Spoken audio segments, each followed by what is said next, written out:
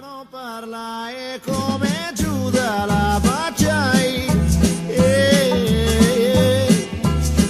Io non giocai quella notte al poker, ma sono stato insieme alla sua amica.